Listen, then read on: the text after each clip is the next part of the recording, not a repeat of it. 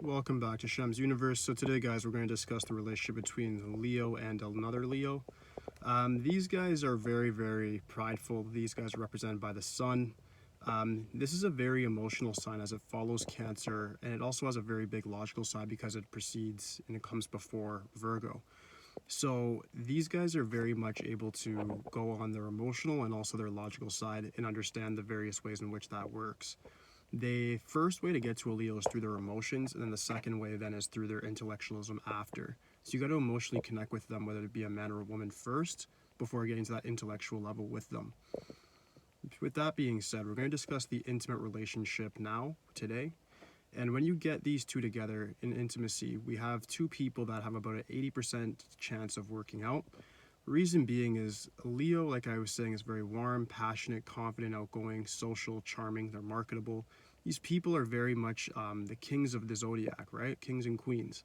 So they're able to really draw that bridge with other people and make great connections that few other people can really do. And it's very rare to have a lot of these magnetic personality traits that they have. When you get two of them together, of course, this makes for one of those wonder couples. It's a super couple. They're the people that you see as celebrities, the center of attraction for the world, right?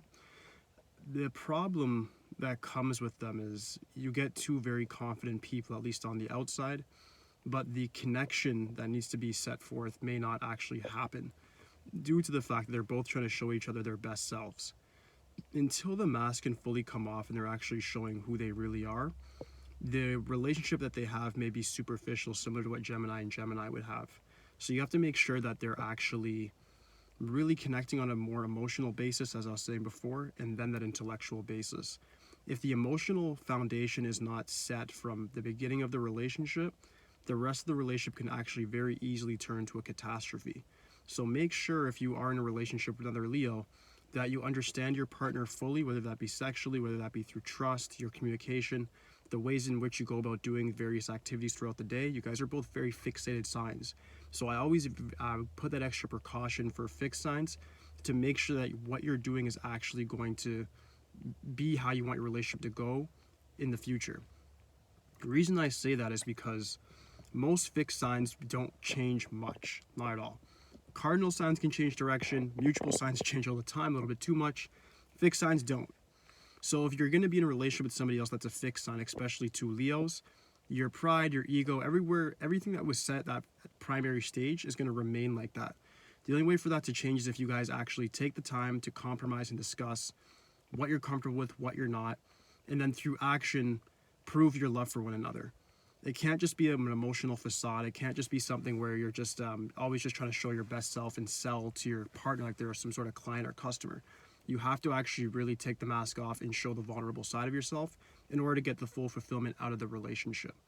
Aside from that, these guys work amazing. Like I said, it's still 80%, but that real connection has to be made on the foundation before it to actually work in cohesion. Moving on next, we have the business side of things.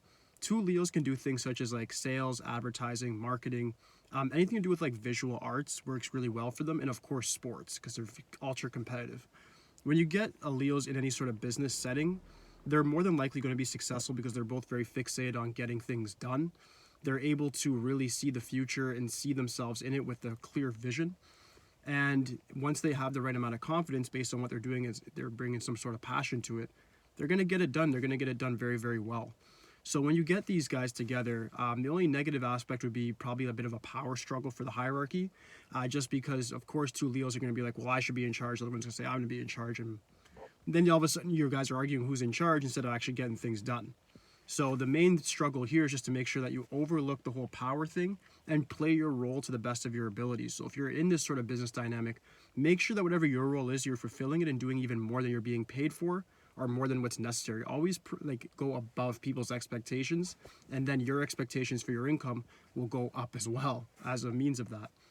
Once you're able to follow that simple formula and you're actually in a partnership like that and putting forth your best effort, I have no doubt in my mind, no matter what you guys do, it's going to work out.